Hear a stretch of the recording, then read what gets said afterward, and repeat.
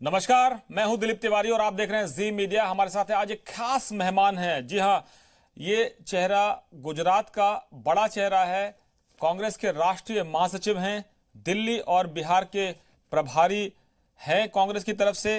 Congress party ने उनको राज्यसभा के लिए अभी उम्मीदवार घोषित किया है गुजरात से, शक्ति सिंह गोहिल। जी हां, ये 2 बार गुजरात में मंत्री रह चुके हैं और 1 बार नेता विपक्ष की भूमिका निभा चुके हैं। शक्ति सिंह साहब, बहुत बहुत स्वागत है आपका जी मीडिया में। Thank you Dilip ji.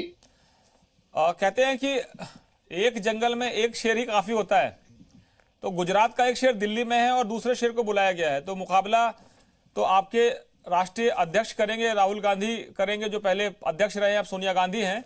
लेकिन क्या शेर से शेर को लड़ाने की तैयारी है, या फिर मैं कहूं कि आपको थोड़ा गुजरात की नब्ज ज्यादा समझ में आती है और आजकल गुजरात वाले नेताओं का ही देश में बोलबाला है, तो आपको भी लाया गया है इस प्रभार के लिए?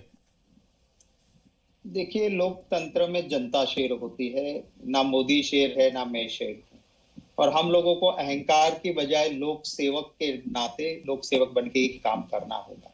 आखिर में जनता जनार्दन मान होती है, वो किसी को भी कहीं पर बिठा सकती है और लोकतंत्र में वही नीचे भी उतार सकती है, वही जनता है। तो क्योंकि मैं गुजरात से आ रहा हूं और दिलीप जी, मुझे खुशी है कि आपने भी गुजरात को करीब से देखा है। गुजरात डेवलपमेंट में पहले से आगे था। विकास के मामले में गुजरात नंबर 1 था और 91 में पूरे देश में अगर सबसे ज्यादा रियल इन्वेस्टमेंट आया, महाराष्ट्र से भी ज्यादा, तो गुजरात में आया है। एशिया की सबसे बड़ी 2 रिफाइनरी, दोनों ही कंपटीशन वाली कंपनी, एसआर और रिलायंस, दोनों गुजरात में आए। तो ऊपर मार्केटिंग का जमाना है, कभी होता है। तो शायद मेरी पार्टी को लगा कि एक सच गुजरात का भी कुछ पार्लियामेंट में आवाज रहे। मैं धन्यवाद करता हूं राहुल जी और सोनिया जी, कांग्रेस हाईकमांड का, कि उन्होंने मुझे अभी कैंडिडेट बनाया है। अब मेरे विधायकों के हाथ में है आगे। पर ये एक पार्टी के मैं मानता हूं कि मेरे में उन्होंने विश्वास रख के जो काम सौंपा है उसको ठीक करने की कोशिश जरूर रहेगी। दिलीप जी। शक्ति सिंह जी, अहमद भाई जो हैं, अहमद पटेल, कांग्रेस के कद्दावर नेताओं में हैं, बोलते कम हैं करते ज्यादा हैं। तो आपको शायद इसलिए लाया गया है कि आप बोलेंगे ज्यादा और करेंगे भी ज्यादा, दोनों आपको ज्यादा करना पड़ेगा। देखिए, पार्टी ने बहुत बड़ा जिम्मा दिया है, विश्वास रखा है, तो मेरी कैपेसिटी है उसके मुताबिक जितना भी ज्यादा मैं दे सकूं वो देने की मेरी जिम्मेवारी है, मेरा फर्ज है। और मेरी पूरी कोशिश रहेगी कि मेरी जिम्मेवारी को मैं ठीक से वहन करने में सक्षम रहूं। हमने जब शक्ति सिंह जी जब चुनाव कवर किए गुजरात के, मैंने कई चुनाव कवर किए हैं और मैं वाघेला साहब के कैंपेन को भी कवर किया, मैं आपके कांग्रेस अध्यक्ष सोनिया गांधी के जो कैंपेन थे उनको भी कवर किया, मैंने नरेंद्र मोदी जो आज मौजूदा प्रधानमंत्री उनके कैंपेन को कवर किया। और एक नारा मैं अक्सर सुनता था, सबके लिए लगता था, देखो देखो कौन आया, गुजरात का शेर आया। बापू के लिए भी यही कहते थे, मोदी के लिए भी कहते थे, अमित भाई शाह के लिए भी यही कहते थे, आडवाणी जी के लिए भी कहते थे। तो अभी शेर इतने सारे, गिर के शेर तो आपके पास बहुत सारे हैं, लेकिन जंगल का असली शेर कौन है, पॉलिटिकल शेर कौन है? जैसे आपने कहा जनता शेर होती है, लेकिन फिर भी पॉलिटिक्स में एक लीडर होता है जो शेर की तरह बिहेव करता है। देखिए, मैंने आपको पहले ही कहा कि जनता कहीं पर भी पहुंचा दे, हमें अहंकार से दूर रहना होगा। कभी कभी कुछ उत्साही लोग नारे लगाते हैं, मैं उसको हर वक्त रोकता हूं। मेरे कैंपेन में भी होता था, तो मैं हर वक्त उनको कहता था कि ऐसे नारे नहीं लगाना चाहिए कि जिससे जनता ने दी हुई सफलता का नशा हमारे दिमाग में आ जाए और हम लोकतंत्र के नेता की बजाय डिक्टेटर की तरह हम बिहेव करें। वो नहीं होना चाहिए। ये बात जरूर मैं मानता हूं कि अगर आज की राजनीति में आप देखोगे तो हार या जीत, शासन नाशासन नहीं, पर जो दिल में होता है वही बोल के अगर मेहनत करने वाला कोई युवा शेर मेरे मानने में है, तो मैं जरूर कहूंगा राहुल गांधी जी है। जिसे जिसे जो लगता है, वो जो दिल से मानते हैं वही बोलते हैं, और बोलते हैं उसको करके दिखाते हैं। अच्छा, एक चीज बहुत चर्चा में होती है राजनीति में, देखिए जिसको कहते हैं समीकरण, राजनीति में जो चाल होती है, शह और मात का खेल होता है। तो प्रधानमंत्री के पास अमित शाह हैं और वो प्रधानमंत्री चाल चलते हैं, प्रधानमंत्री रणनीति बनाते हैं, अमित शाह उसको इंप्लीमेंट करते हैं और माना जाता है कि दोनों राजनीति के चाणक्य की भूमिका में रहते हैं, एक बड़े हैं एक छोटे हैं। और अपने अपनी जिम्मेदारी संभालते हैं। मैं आपसे पूछ रहा हूं कि आपको ये जिम्मेदारी दी गई थी कि अहमद पटेल साहब जो कांग्रेस के एक कद्दावर नेता है, उनको किसी भी तरह से इस चक्रव्यूह से निकालना है जो अमित शाह ने बनाया था आपको ट्रैप करने के लिए, यानी आपकी पार्टी के उस वक्त राज्यसभा चुनाव के लिए। उसका इनाम आपको मिला है कि जब वो चक्रव्यूह आपने तोड़ा, तो इसलिए अब आपको इनाम दिया गया कि आप राज्यसभा से आइए और राष्ट्रीय राजनीति में थोड़ा मजबूती से साथ दीजिए कांग्रेस का। देखिए, मैं तो सबसे पहले राजीव गांधी जी का धन्यवाद करता हूं कि मैं लॉ कॉलेज का स्टूडेंट था, मैंने टिकट विधानसभा की मांगी नहीं थी। राजीव जी ने टिकट दी और मैं चुनाव वो जीता और एक कैंपस का स्टूडेंट लीडर से सीधा विधायक बना और काफी सालों तक विधानसभा में गुजरात की लोगों के आशीर्वाद से काम करने का मौका मिला। मेरी पार्टी हाईकमान ने ये फैसला कैसे क्यों लिया है, किस मेरे काम से लिया है, उसकी टिप्पणी करना मेरे लिए योग्य नहीं होगा। मैं तो धन्यवाद करता हूं, मेरे जैसे बहुत लोग होंगे जिन्होंने अच्छा अच्छा काम करने की क्षमता होगी, पर मुझे मेरी पार्टी ने मौका दिया है तो मैं धन्यवाद उन्हीं का करूंगा। मैं नहीं कहूंगा कि मैं बहुत शातिर काबिल ये वो हूं इसलिए मुझे मिला या दिया गया, मैं वो भाषा नहीं बोलूंगा। मैं मानता हूं कि मुझे ये मौका पार्टी ने कुछ आंकलन किया होगा और उस आधार पे जो दिया है, तो इसके लिए मैं ये मौका जो आया है तो उसमें जनता की आवाज सही मायने में पार्लियामेंट में रहे और एक पार्लियामेंट्री प्रैक्टिस एंड प्रोसीजर वो मेरा एक शौक का विषय रहा है। मैंने बहुत सारी कॉमनवेल्थ पार्लियामेंट्री एसोसिएशन की मीटिंग्स वर्ल्ड में अटेंड की है और वो एक काम करने का मौका जो है वो मैं मानता हूं कि जनता की सेवा का मौका है और उसको न्याय देने की कोशिश रहेगी। शक्ति सिंह जी, सबसे बड़ा मुद्दा इस वक्त यह है कि शराब यानी मैखाने को लेकर सबकी एक नीति है और मजदूरों को लाने की बात हो तो राजनीति शुरू हो जाती है। कांग्रेस अध्यक्ष सोनिया गांधी ने पत्र लिखा और तमाम कांग्रेसी जो नेता हैं, कार्यकर्ता, उनसे कहा कि मजदूरों को लाने के लिए जो खर्च है वो पार्टी वहन करेगी। इस पर विवाद शुरू हुआ कि आप लोग हुजूर बहुत देर कर दी, आप लोगों ने इतने दिनों बाद आप आए हैं, आपको याद आई है। सवाल तो राहुल गांधी जी ने सबसे पहले उठा दिया था कि भाई संकट बड़ा है और इसको चेत जाइए, लेकिन सरकार ने कहा कि सब आप लोगों का काम है, विपक्ष का काम है राजनीति करना, आप राजनीति करिए, हम तो जनता की सेवा में लगे। मैखाने के बाहर लंबी लंबी कतारें हैं और मजदूरों को कई बार हमने मुर्गा बनते हुए, लाठियां खाते हुए या उनको जमीन पर लिटाते हुए भी देखी तस्वीरें, या हमने दिल्ली बॉर्डर जो है, गाजियाबाद दिल्ली यूपी जो बॉर्डर है, वहां पर हमने देखा मजदूरों की स्थिति। सीमेंट के मिक्सचर के अंदर से लोग निकलते हुए पाए गए या दूध के टैंकर से लोग निकलते पाए। ये भयावह स्थिति है किसी भी देश के लिए। बिल्कुल आपकी बात सही है और अगर थोड़ी सी दिल में इंसानियत है तो ये चीज जब देखते हैं तो नींद रात की खराब हो जाती है। बहुत बहुत ही हालत खराब है मजदूरों की। हमने कोरोना वायरस के इस महामारी के वक्त पे हम राजनीति नहीं करेंगे, हम सरकार का समर्थन करें, वो हमारे हाईकमान ने सोनिया जी और राहुल जी का डिसीजन था। पूरे देश में जहां पर भी हो सकता है, आज बहुत सारी ऐसी चीजें हैं, लोग हमको कहते हैं कि आप ऑपोजिशन हो, अटैक कीजिए, रोड पे आ जाइए, ये करवाइए वो करिए, फिर भी हम नहीं कर रहे हैं क्योंकि राजनीति करने के बहुत मौके आते हैं। ये वक्त देश के लिए एक चैलेंजिंग टाइम है, दुनिया के लिए है, हमारे देश के लिए भी है। तो गलतियां जो करते हैं तो हम बताते हैं उनको, चुपचाप फोन से अगर ना मिले तो ईमेल भेज देते हैं, मैसेज लिखवा देते हैं। बहुत जब पानी हद से बाहर जाता है तो ट्विटर या फेसबुक पे कुछ वीडियो या मैसेज लगा देते हैं कि भैया इसको ठीक करो। बहुत ही भयावह स्थिति मजदूरों की है। अब कहते हैं हम बहुत देर से जागे, हम पब्लिकली इस वक्त में अटैक नहीं करना चाहते थे, राजनीति नहीं करना चाहते थे, इसीलिए तो हमारी वर्किंग कमेटी ने डिसाइड किया और प्रधानमंत्री जी को बार बार बताया गया कि ये जो मजदूर है वो हमारे श्रमिक है, अब उनको वहां पैसे नहीं मिल रहे हैं, उसकी हालत बहुत खराब है। हम नहीं चाहते कोरोना फैले, आप उसका टेस्ट भी करिए। सारे hotels, resort, college, schools, building खाली पड़े हैं, अपने राज्य में लाके जरूरत पड़े वहां क्वारंटीन कीजिए, हेल्थ चेकअप करके जब कोरोना फैलने का डर ना रहे तब जाने दीजिए, पर इसको दर दर की ठोकरें मत खाने दीजिए, इसके पास से आप पैसे मत लीजिए। ये बार बार कहा गया, जब बिल्कुल नहीं सुना गया और मजदूर लाचार परेशान होके जब रो रहे थे तब सोनिया गांधी जी ने कहा कि हम डिमांड कर करके इतना डिमांड किया है, तो अब इनके लिए हम कुछ करें। ये खत लिखा तो फिर बीजेपी वाले जो भक्त लोग हैं वो शुरू हो गए कि 85% भारत सरकार दे रही है, 15% राज्य सरकार दे रही है, 100% फ्री है, तो ये कांग्रेस राजनीति कर रही है, कहां से कांग्रेस फिर टिकट का पैसा देगी, 100% 100% फ्री है।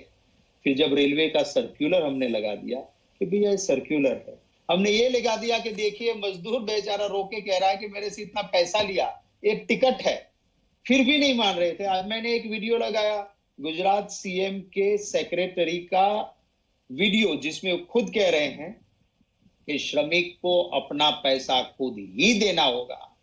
एक बीजेपी के नवसारी के एमपी, अहमदाबाद के एमएलए का वीडियो मैंने आज लगाया कि देखो, अब फिर भी भाजपा वाले वो सुब्रमण्यम स्वामी कहते हैं फ्री है, या फ्री है तो हम खुश है, तो फिर ये क्यों टिकट ले रहे हो आप? तो एक लोगों की आवाज, एक जिम्मेवार ऑपोजिशन के नाते हम बनते हैं, और उसको भी अगर कहते हैं कि राजनीति कर रहे हो, तो कहते हैं ना पब्लिक है, सब जानती है। आप अगर पार्लियामेंट बिल्डिंग या राष्ट्रपति भवन को कुछ महीनों के बाद इसको सुशोभित करोगे तो नहीं चलेगा क्या? उसके पीछे आप 20,000 करोड़ रुपया क्यों अभी डाल रहे हो? आप एक सरकारी कर्मचारी का पैसा काट रहे हो, एक सैनिक है जो काम कर रहा है, जो रिटायर्ड सैनिक अपना पेंशन ले रहा है, उसका डीए आप काट रहे हो, और 20,000 करोड़ रुपया आप विस्ता प्रोजेक्ट में क्यों खर्च कर रहे हो? क्योंकि आपको पार्लियामेंट का बिल्डिंग, आपको राष्ट्रपति भवन सुशोभित करना है। तो ऐसी चीजें होती है तो दिल जलता है, कहना पड़ता है कि ये फुजल का खर्च बंद करो और गरीब मिडिल क्लास के लोगों की चिंता करो। ये जरूर हम कहते हैं। शक्ति सिंह जी, लेकिन जिस देश में जब सरकारें लॉकडाउन खोलने के दौरान की बात मैं करूं कि लॉकडाउन चल रहा है, लेकिन उन्होंने रिलैक्सेशन दिया कि 4 घंटे के लिए शराब यानी मैखाने यानी जो शराब की दुकानें हैं, लिकर शॉप्स हैं, वो खुल जाएंगी। और छत्तीसगढ़ जैसे छोटे राज्य में जहां आपकी ही सरकार है, 4 घंटे में 38 करोड़ का आंकड़ा आया कि 38 करोड़ की शराब बेची गई पूरे राज्य में। मैं आपसे जानना चाहता हूं कि पूरे हिंदुस्तान में, इतने राज्यों में, इतने बड़े देश में अगर शराब खरीदने के लिए लोगों के लिए पैसा है, तो जब मजदूरों की बात आती है तो मजदूरों पर लोगों की जो राजनीतिक जो सोच है वो हैरान कर देने वाली है। मैं आपसे ये पूछ रहा हूं कि जब इतना पैसा खर्च करने के लिए लोगों के पास है, एक आईएएस अफसर का ये सुझाव आया कि जिस तरह से वोटर वोट देने जाता है तो इंक लगाई जाती है, वही इंक इन शराब की दुकानों में लगे हुए लोगों को लगाई जाए। सोशल डिस्टेंसिंग के नॉर्म सारे टूट गए, ये कोरोना लेके घर जाएंगे, घर को लोगों को परेशान करेंगे। अब आप क्या कहते हैं कि शराब जरूरी है, शराब पर एक मत होना जरूरी है, या मजदूरों की रिटर्न टिकट जरूरी है? देखिए, सबसे पहली बात है कि मैंने जिंदगी में शराब पी नहीं है, मैं शराब का सबसे बड़ा विरोधी रहा हूं। गुजरात में तो शराब पीना गुनाह ही है, पर कभी भी मैंने कहीं दुनिया में बहुत सारे देशों में घुमा हूं, मैं खुद मानता हूं कि ये बहुत ही बुरी चीज है। पर कुछ वक्त ऐसा होता है कि जब अभी लोग डिप्रेशन में है, अभी लोग मुश्किल में है। मैं तंबाकू का भी विरोधी हूं, पर जब मैंने अर्थक्वेक आया वहां कच्छ में, उस वक्त पे मैं व्यसन मुक्ति की बात नहीं कर सकता हूं। उस वक्त लोग एक छोटी सी बीड़ी या सिगरेट के लिए इतने मेंटली डिस्टर्ब थे, तो वहां उनको वो देना चाहिए। इस वक्त में मैं चाहता हूं कि हर शराबी शराब छोड़े, सरकार कानून कड़ा करे, एक्शन ले।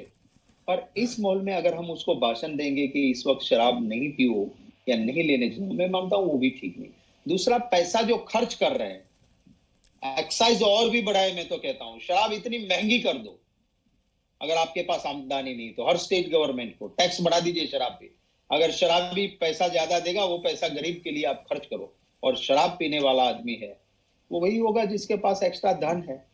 अगर उसमें इंसानियत होती तो शराब बंद करके गरीब लोगों के लिए वो पैसा खर्च करता, वो नहीं करता है, तो आप दूसरे टैक्स से भी इसको निकलवाइए। शराब से ज्यादा जरूरी, जो आप कह रहे थे क्या ज्यादा जरूरी है, सबसे ज्यादा जरूरी आज के दिन में वो श्रमिक, गरीब, बेबस जो खड़े हैं, उनकी जेब में एक पैसा नहीं है। अब वहां पे भाजपा और जेडीयू की मिलीजुली सरकार, नीतीश जी और सुशील मोदी जी की कहती है कि टिकट लेके आ जाओ, फिर 14 दिन के बाद टिकट लेके आना, हम तुमको पैसा टिकट देख के वापिस करेंगे। अरे भैया, आज उनके पास पैसा नहीं, वो कहां से जुगाड़ करेगा? अभी फ्री करवाते क्यों नहीं हो? तो ये चीजें जो सोचने वाली चीजें हैं, वो सरकार नहीं कर रही है। आपको आपको दिलीप जी ताज्जुब होगा कि जो राहुल जी जो बात कर रहे हैं, वो एक्सपर्ट के साथ बात करके, एक एक्सपर्ट के साथ चर्चा की हुई देश के हित की बात है। राहुल जी कह रहे हैं तो इसको मानते अगर। आजकल पत्रकार की भूमिका में है राहुल जी? एक राजनेता की भूमिका में है ये, और एक राजनेता का काम यही होता है कि सच का रास्ता दिखाने की कोशिश करना, चाहे आप विपक्ष में हो चाहे शासन में हो। और वो अपना ज्ञान नहीं दे रहे हैं, वो एक्सपर्ट्स के साथ बात करते हैं, उनकी बात खुले दिल से जो आती है वो रखते हैं। आप पूरा देश आज मान रहा है कि फरवरी महीने में जब राहुल गांधी जी ने कहा कि ये महामारी आएगी और हमारे देश के लिए बड़ा चिंता का विषय होगा, आज से इसकी तैयारी शुरू करो, उस वक्त पे भाजपा के सेंट्रल मिनिस्टर ने ट्रोल करते हुए कहा कि राहुल गांधी देश को गुमराह कर रहा है। ये राहुल गांधी जो बात करके लोगों में फियर साइको पैदा करना चाहते हैं, और फिर अंधभक्त लग गए थे ट्विटर पे इधर उधर अनाप शनाप बोलने के लिए। और भाजपा के लिए प्रायोरिटी थी मध्य प्रदेश में कांग्रेस की सरकार गिरे और मध्य प्रदेश में भाजपा का मुख्यमंत्री बने, तब तक कोरोना पे चुप रहो, कुछ मत करो। वहां सरकार बन गई, तुरंत लॉकडाउन कर दो, बिना प्लानिंग का लॉकडाउन हुआ। शक्ति सिंह जी, लेकिन जो जी। घर का विभीषण है उसने तो आपकी लंका ढाई ना। विभीषण तो आपके पास ही थे, जो कल तक बीजेपी कहती थी माफ करो महाराज, हमारे नेता शिवराज, उन्हीं महाराज ने उन्हीं शिवराज को ज्वाइन कर लिया। तो इसमें बीजेपी कह रही है कि ये तो आपके घर की फूट है, हमको क्या मतलब है? जब महाराज को आपने चुनौती दी या कमलनाथ जी ने चुनौती दी कि सड़क पर उतरना तो आ जाइए, तो सड़क पर उतर गए, इनको सड़क पर ला दिया। सॉरी, मैं इंटरप्ट करना चाहूंगा कि विभीषण का अपमान मत कीजिए, ये जयचंद है। विभीषण तो जहां अन्याय चल रहा था उसके खिलाफ आवाज उठा के निकला था, वो विभीषण था रावण के खिलाफ। इधर वो जयचंद वो है कि एक सच की लड़ाई लड़ने वाले के साथ रह के आप झूठ। मुझे आप ये बताइए कि अगर आपको कांग्रेस पार्टी से नाराजगी थी तो राज्यसभा का चुनाव आया तभी नाराजगी सामने आ गई, तब तक सब ठीक था। कल तक आप सही कह रहे हैं, तो कल तक जो भाजपा के सभी नेताओं को मेरे से 2 कदम आगे बढ़ के गाली देते थे, उसको गले मिलने की जरूरत आज क्यों आन पड़ी? माने आपको आइडियोलॉजी से लेना देना नहीं है, आपको अपना स्वार्थ जहां दिखता है, या फिर मैं इन दोनों को जानता हूं अच्छे से, मोदी शाह की जोड़ी को, वो जिसको भी करना चाहते हैं या तो सीडी ईडी पैसा पावर कहीं ना कहीं फंसाते हैं। मैं ज्योतिर्भाई को अच्छी तरह से जानता हूं, उनके पिताजी भी मेरे अच्छे दोस्त रहे थे, आइडियोलॉजिकल कमिटमेंट वाले थे माधवराव सिंधिया जी। वो आते थे सर्किट हाउस, नहीं मेरे घर रुकते थे जब मैं मंत्री था। आपने समझाया तो नहीं? वो दोस्त आपने समझाया नहीं? मैंने कोशिश की, वो फोन पे मिले नहीं। अगर आते तो मैं उनको जरूर कहता कि भाई बड़े पछताओगे और फिर आप ना आंसू भी बहा पाओगे और ना किसी को बता भी पाओगे। वो आपको ये ऐसी हालत करेगी, और ऐसे बहुत सारे एग्जाम्पल। किस चक्रव्यूह में फंसा लिया उनको? आपने कहा सीडी ईडी जो है तमाम तरह के शस्त्र है, किस चक्रव्यूह में फंस गए वो? कोई ना कोई इतिहास आने वाले दिनों में बताएगा जरूर। चक्रव्यूह सीडी ईडी वाला ही भी निकलेगा, और सामने ये भी बताएंगे कि ये जरूर आपको आ जाओ हमारे वहां, आपको हम ये देंगे वो दे देंगे, वो करेंगे। गुजरात में जब अहमद भाई पटेल का चुनाव था, मेरे पास 59 एमएलए थे, मेरे कैंडिडेट को जीतने के लिए 42 चाहिए थे, और बहुत अच्छे लोग थे। आज वो मुझे मिलते हैं, कभी कभी कहते हैं कि जिंदगी की सबसे बड़ी भूल हुई। कोई कहते थे कि सर हमको नहीं करना था, पर क्या करें, एक कमजोरी हमारी पकड़ के हमको ब्लैकमेल करके ले गए। तो ऐसा ही कुछ ना कुछ तो जरूर इतिहास आने वाले दिनों में जरूर ये बात भी जाहिर होगी कि वो कौन सी बाई इलेक्शन में जाना कमजोर कड़ी। शक्ति सिंह जी, बाई इलेक्शन है 24 में जनता ये पूछेगी आपसे कि आपको दोबारा सत्ता में क्यों लाएं। महाराज को तो हमने साफ कर दिया था, उस समय भी उनको ही हरा दिया था, और हराया उसने जो सेल्फी के लिए उनके पीछे पीछे घूमता था। तो आपने उन्हीं महाराज को मौका दिया कि वो उनकी गोद में जाके बैठे। लेकिन अब आपके पास बताने के लिए क्या है? हमारे पास बताने के लिए हमारी सच्चाई है, हमारी आइडियोलॉजी है, हमारे सिद्धांत है।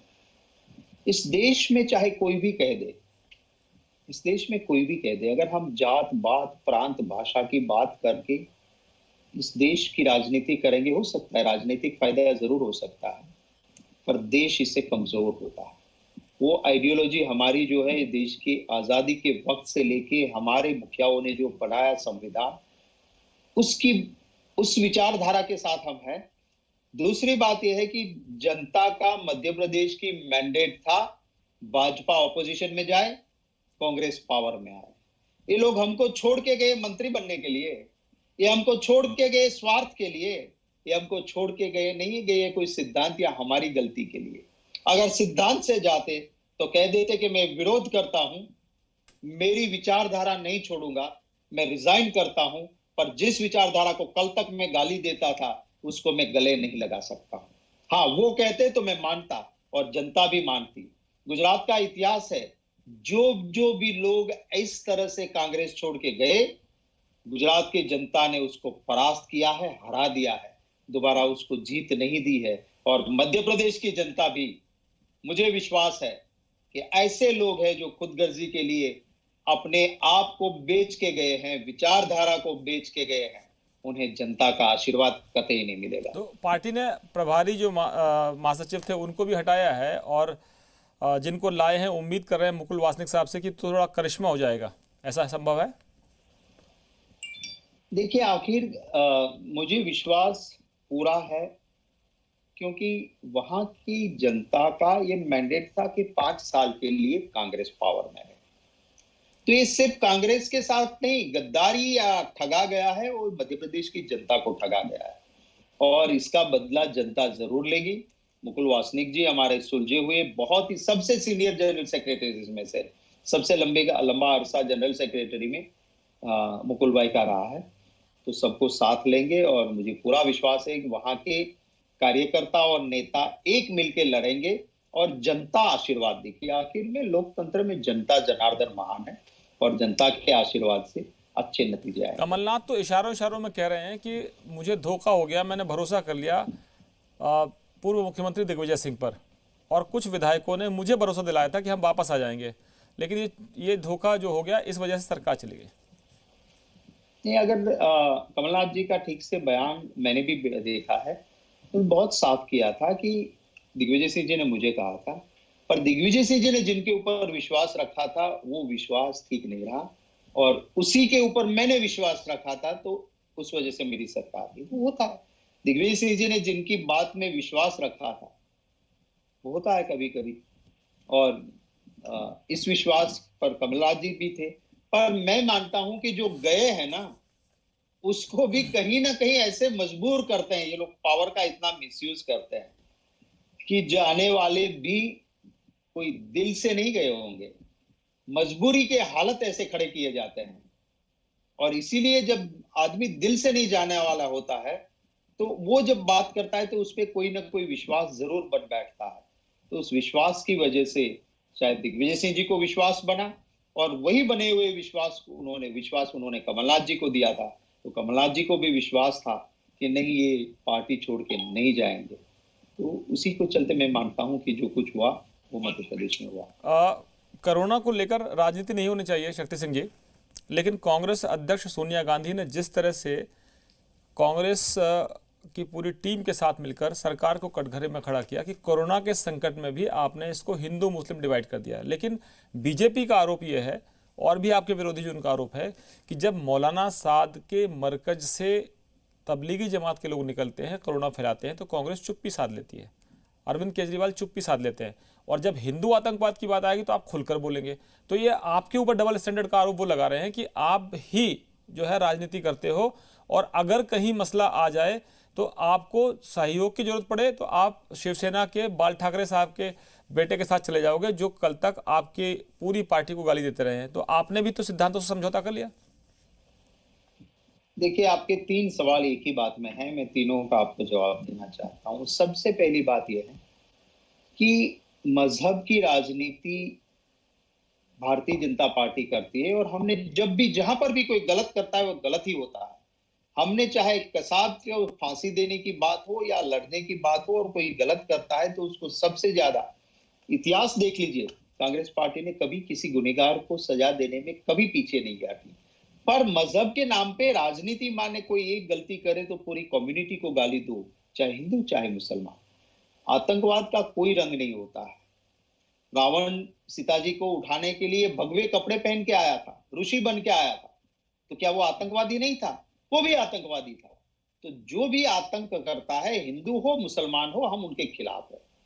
दूसरी बात जो आप कहते हैं, कोरोना पे राजनीति हम नहीं करते थे, नहीं करते हैं और नहीं करेंगे। और इसीलिए जब ये सब सारी चीजें चलती थी, वरना आप देखिए, जो कह रहे थे कि जमाती दिल्ली में हुए जमा और उससे कोरोना की दिक्कत पूरे देश में आनी आई, ऐसा इनडायरेक्टली कहने की कोशिश हुई। अच्छा, इन्हीं जमात के लोग जहां वहां थे तो उन्होंने बाकायदा बार बार बताया था, दिल्ली सरकार और सेंट्रल गवर्नमेंट दोनों जानती थी कि इतने लोग एक जगह पे इकट्ठे हुए हैं। उन्होंने कहा कि हमें यहां जाना भी कैसे जाए। उनको यह कहा गया कि नहीं, तुम निकलो यहां से, भागो। उसकी जगह अगर उसको पकड़ लेते, वहीं कहीं क्वारंटीन कर देते कि भैया आपको हम जाने नहीं देंगे, होटल, स्कूल, कॉलेज सारे खाली पड़े हैं, आपको 14 दिन रहना है, आप में से जो स्वस्थ होंगे उन्हीं को हम जाने देंगे, हम टेस्ट करेंगे। वो किया नहीं, सबको वहां से भगाया पूरे देश में। और फिर सेंट्रल गवर्नमेंट ढूंढने निकली कि ये दिल्ली से आया हुआ जमात वाला कहाँ है, अगर खुद नहीं आएगा तो पुलिस केस करेंगे। अरे भैया, आपने इतनी बड़ी गलती क्यों की? पहले आप उसी को वहां दिल्ली में ही रोक लेते। आपको तो पता था, भारत सरकार बिल्कुल जानती थी, और आईबी थी, आईबी का अफसर हर रोज वहां रहता था, और आईबी अमित शाह जी के नीचे में है, हर रोज रिपोर्टिंग करती है। तो गलती भी आप करो और गाली दूसरों को दो, तब कुछ तो कहना पड़ता है। इसलिए हम जरूर वो बात होती है वहां करते हैं। लेकिन मौलाना साहब को आपकी पार्टी के नेताओं ने, आपने सबने मिलकर कंडेम क्यों नहीं किया कि भाई आप कम से कम उनको बता तो दो कौन कौन लोग थे, पता तो करो, या हम लोग मदद करते हैं, चलो इनको क्वारंटाइन करवाते हैं, आइसोलेशन में रखवाते हैं, कुछ तो करो। लोग खुलकर कंडेम क्यों नहीं करते आप?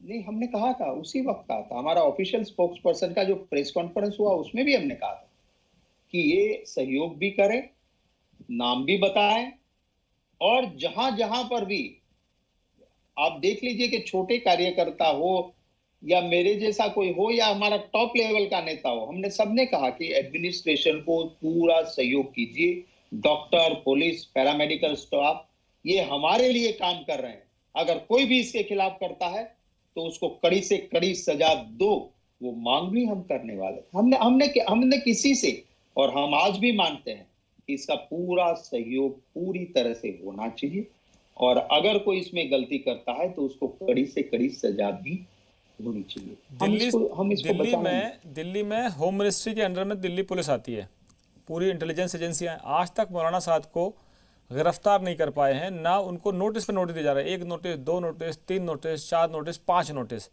फिर ईडी उनकी खिलाफ मुकदमे दर्ज करती है, उनके जो फार्म हाउसेस हैं शामली के पास, उधर जाके जांच करती है। आखिर हम करना क्या चाहते हैं? हम कोरोना को पकड़ना चाहते हैं, या अपना सारा सिस्टम जो है हम इस बात पे लगा दें कि खाली जमातियों को ढूंढना चाहिए, पूरे देश में ढूंढते रहिए? तो आखिर सवाल यह है कि एक धर्म के लोगों को ये क्यों लगता है कि ये कोरोना उनके खिलाफ धर्म युद्ध है, या उनके खिलाफ ही पूरी सिस्टम लगा हुआ है?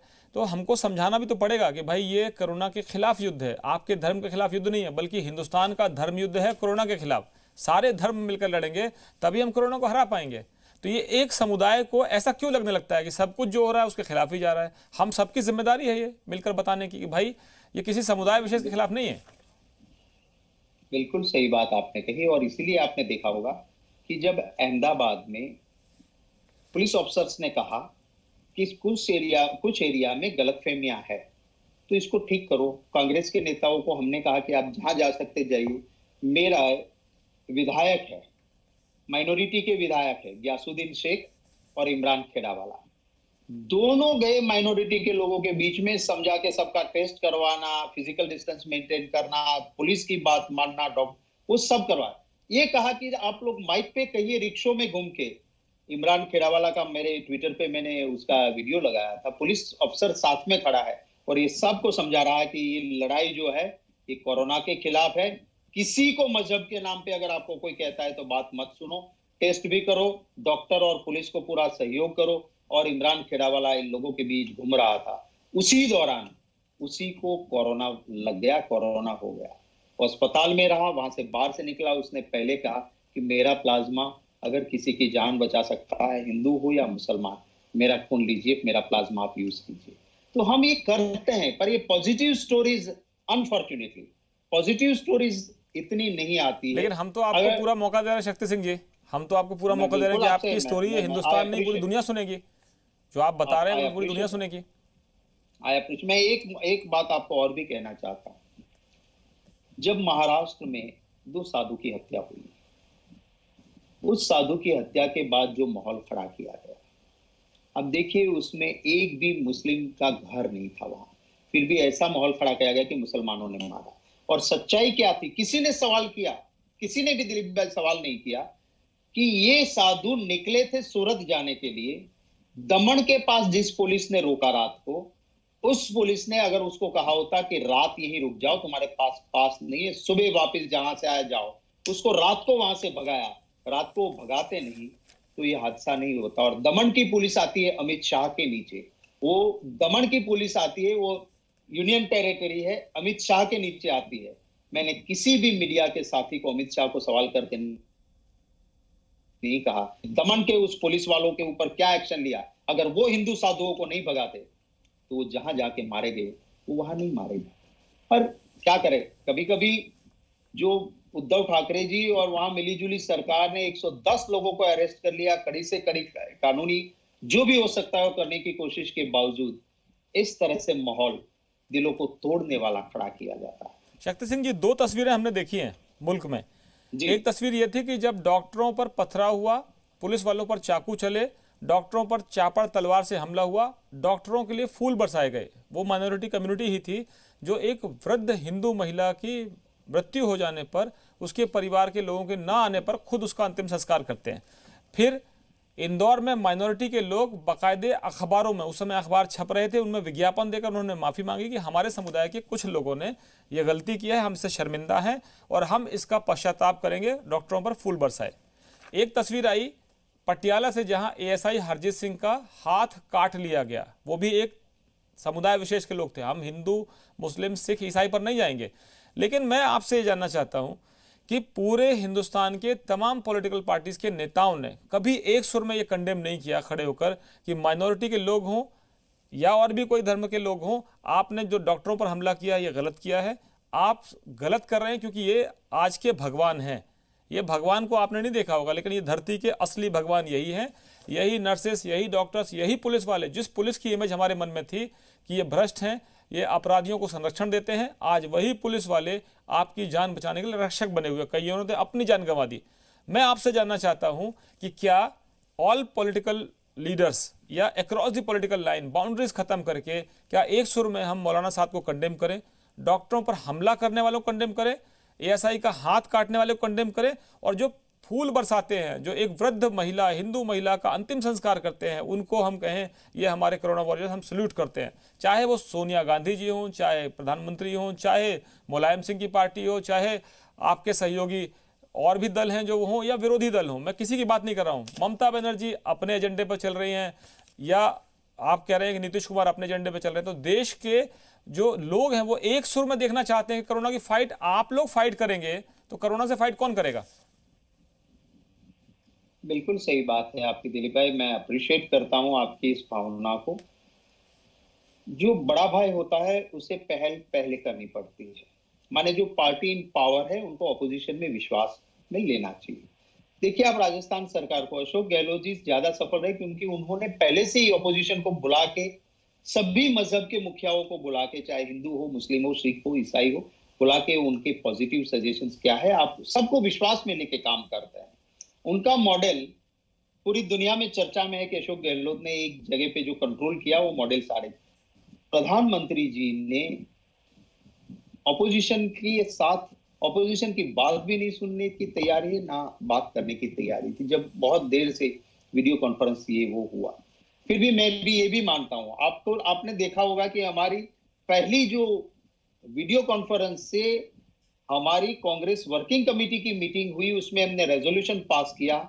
उसमें आप जो बातें कह रहे हो, उसमें जो गलत हो रहा है उसको कंडेम किया, और जो हमारे कोरोना वॉरियर्स है, हमारे डॉक्टर्स है, पुलिस फोर्स है, पैरामेडिकल स्टाफ है, इन लोगों की सराहना करता हुआ हमारी वर्किंग कमेटी ने यूनानिमस रेजोल्यूशन जो पास किया उसमें ये लगाया। पर आपकी बात सही है, अगर देश ऐसे मसलों पे, जो पॉजिटिव बात भी है कि मुस्लिम बिरादर एक ब्राह्मीण महिला के डेथ के बाद कोई नहीं आता है तो उसका अग्नि संस्कार करने जाते हैं और वो श्री राम बोलते बोलते जाते हैं। ये इस देश की रीढ़ की हड्डी है। ये देश के लिए गौरव की बात है, और सभी पॉलिटिकल पार्टियों को, गलत कोई भी करता है वो गलत है, और अच्छी बात होती है उसकी सराहना अगर साथ मिलके करें। मैं मानता हूं, आपकी बात से पूरी तरह से दिलीप जी सहमत हूं। आपकी भावना जैसी भावना हर पत्रकार में हो, मैं तो ये भी चाहूंगा, और ये आज के वक्त की भी मांग है। शक्ति सिंह जी, दो और बड़े इंपॉर्टेंट सवाल हैं। एक जहां का प्रभार आपके पास है वो दिल्ली है, दूसरा है बिहार है। दिल्ली की जो सरकार है वो सरकार कहती है कि साहब हम तो सब कुछ कर रहे हैं, केंद्र हमारी पूरी मदद नहीं करता है। सवाल ये है कि उन्होंने बसों में भर भर के बॉर्डर पर लोग छोड़ दिए थे, वो उनका मसला है, क्योंकि कहा गया कि रात रात भर में स्पीकर में अनाउंसमेंट होता था कि बसें मिलने वाली, जाइए जाइए जाइए। तो गाजियाबाद, दिल्ली और जो बॉर्डर था पूरा यूपी का, वहाँ पर आपने देखा होगा हुजूम आनंद विहार बस अड्डे के पास, वो तस्वीरें भी बड़ी विचलित करती हैं, कैसे बच्चे चले जा रहे हैं। देश भर में मजदूरों का पैदल चलना, पैर में छाले पड़ना तो छोड़ दीजिए, खाने के लिए उनके पास कुछ व्यवस्था नहीं थी। मैं तारीफ करूंगा उन लोगों की जिन्होंने अपनी जान की परवाह नहीं की, वो घरों से सामान लेकर निकले और वो पैकेट रास्ते में बांटते रहे। मेरे पास एक पत्रकार, पूर्व पत्रकार का फ़ोन आया कि मेरे पास जाने के लिए पास नहीं है, क्या तुम मेरी मदद करोगे? मैंने कहा तुम बाहर मत जाओ, उस सामान हमारे पास पहुंचाओ, हम व्यवस्था करते हैं कैसे सामान पहुंचेगा। मैं आपसे ये जानना चाहता हूं कि लोगों के दिल में एक दूसरे की मदद की भावना पैदा हुई है, लेकिन ये राजनीति है जो सबको बांट देती है। पैदल चलते हुए लोग हमको दिख रहे हैं, बच्चे छोटे छोटे उनके गोदी में हैं, पैदल चले जा रहे हैं। कई लोग तो घर जाते जाते दम तोड़ चुके हैं, इस उम्मीद में चले थे कि हम घर पहुंचेंगे, लेकिन वो दम तोड़ चुके हैं। हमको, पूरी हिंदुस्तान की पॉलिटिकल पार्टीज को, उन लोगों को ये समझ में आ गया है कि हमको सिर्फ और सिर्फ छोटा सा घर चाहिए, न बड़ी गाड़ी, न बड़े बंगले, न बड़ी फैक्ट्रियां काम आ रही हैं। और किसान जो है, जिसने आपको अनाज दिया है, वो अपने घर में सुरक्षित है, वहाँ कोरोना नहीं जा रहा है, क्योंकि वो पहले से इतनी मुश्किलों में रहता है कि कोरोना भी उससे शायद डरता होगा। मतलब मैं एक उसको व्यंग्यात्मक रूप में कहता हूँ, व्यंग के रूप में कह रहा हूँ कि उसके पास खाने को नहीं है, व्यवस्था नहीं है, हर बार सबसे ज़्यादा वही परेशान होता। आज हमारे लिए भगवान है तो किसान, और दूसरा सेना पर, जो सीमा पर खड़े हुए सैनिक जो आज भी शहादत दे रहे हैं, पाकिस्तान के आतंकवाद से लड़ रहे हैं, और डॉक्टर्स। हमने मजदूर, किसान और सरकारी अस्पताल और डॉक्टर्स, इन सबको पहले भुला दिया था। आज यही हमारे लिए बड़े नायक बनकर उभरे हैं।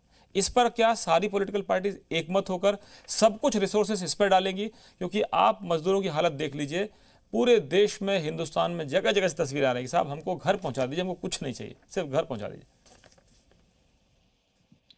बिल्कुल सही बात है दिलीप भाई, और बहुत ही अगर जरूरत किसी को आज है तो वो हमारे श्रमिक है। और चाहे कितने भी चमकते कंगोरे की कोई भी बात करे, इस देश के विकास की नींव अगर बनती है तो ये हमारे श्रमिक के पसीनों से बनती है, और ये हमारे श्रमिक ही सच्चे इस देश को बनाने वाले हैं। किसी भी कहीं के भी डेवलपमेंट मॉडल की बात करो तो इसमें पसीना अगर किसी का लगा है तो हमारे इन श्रमिकों का लगा है।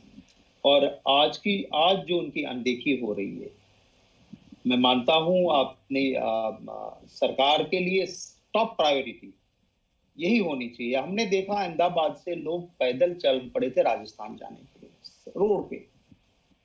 जैसे उसी दिन हमारा चीफ मिनिस्टर गुजरात के साथ एक हम मेमोरेंडम देने जा रहे थे, तो जैसे ही निकले हमने देखा थाउजेंड्स रोड पे थे। हमने गुजरात के मुख्यमंत्री जी के सामने ही बैठे थे हम, और हमने अशोक गहलोत जी को फोन किया, गुजरात के मुख्यमंत्री जी को भी रिक्वेस्ट की, और दोनों को बात करवा दी। और जितने हजारों लोग जो रोड पे निकल गए थे उनको बसीज से राजस्थान अपने घर पहुंचाए, और बीच में उसका पूरा टेस्ट हो, डॉक्टर्स लगे बॉर्डर पे, खाना पीना रहना थोड़ा करके उनको ठीक से घर पहुंचाया, तो शांति से वो पहुंच गए। तो ये नहीं हो सकते, ऐसी चीज नहीं थी। करने की मंशा और एक इंसानियत वाला दिल हो, वो बहुत जरूरी है। आज भी पूरे देश में, इसलिए नहीं कि मैं ऑपोजिशन में हूं कह रहा हूं, मैं एक इंसान के नाते कह रहा हूं, पूरे देश में आज भी ऐसे गरीब, श्रमिक, बेबस, लाचार फोन करके हमसे जो बात करते हैं, उनकी बात सुनने के बाद आप अपना घर पे ठीक से खाना ना खा सको, रात की नींद आप चैन से ना सो सको, इतना दर्द है उनकी आवाज में। जहां पर हमारी जिम्मेवारी है हम करें, जिनकी जो जिम्मेवारी है ये करे, हर नागरिक थोड़ी बहुत जिम्मेदारी उठा ले, पर हमारे परिवार के, हमारे देश के ये नागरिक है, नात, जात, धर्म, मजहब सब भूल जाइए। इनके लिए जो हो सकता है हम सबको करने की हमारी जिम्मेवारी है। शक्ति सिंह जी, बहुत बहुत धन्यवाद आपका हमसे बात करने के लिए, तमाम सवालों का जवाब देने के लिए। और हम उम्मीद करते हैं कि आप जैसे नेता जो खोले दिल से बात रखते हैं, और आगे आने वाले समय में जब हम एकजुट होकर एक आवाज़ में, चाहे कोरोना हो चाहे और भी संकट हमारे सामने होंगे, हम उन पर जब एकजुट होकर बात करेंगे तो दुनिया भी आपको सलाम करेगी। और हम उम्मीद करते हैं कि हम सब पॉलिटिकल जितने भी डिफरेंसेस हैं उनको ख़त्म करें। और इस वक्त सबसे बड़ी ज़रूरत है किसान को, मजदूर को और उस शख्स को जो कोरोना से लड़ने के लिए हम सबका सबसे बड़ा नायक है, चाहे वो पुलिस का सिपाही हो, चाहे नर्सेस हो, चाहे डॉक्टर्स हो, या सीमा पर देश की सुरक्षा करने वाले वो असली नायक। हम रियल हीरोज़ की बात कर रहे हैं, हम फिल्मी हीरोज़ की बात नहीं कर रहे हैं। हम सब उनको सलाम करते हैं और उम्मीद करते हैं कि आप सब मिलकर एकजुट होकर देश के साथ खड़े होंगे और इनको सलाम करेंगे। बहुत बहुत धन्यवाद शक्ति सिंह जी। जरूर, थैंक यू, थैंक यू।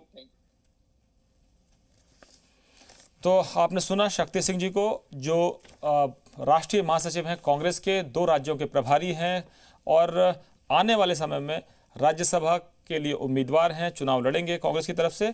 और ये हम चर्चा कर रहे थे कि आखिर क्यों पॉलिटिकल डिफरेंसेस हमारे लिए रोड़ा बन जाते हैं। बहुत बहुत शुक्रिया।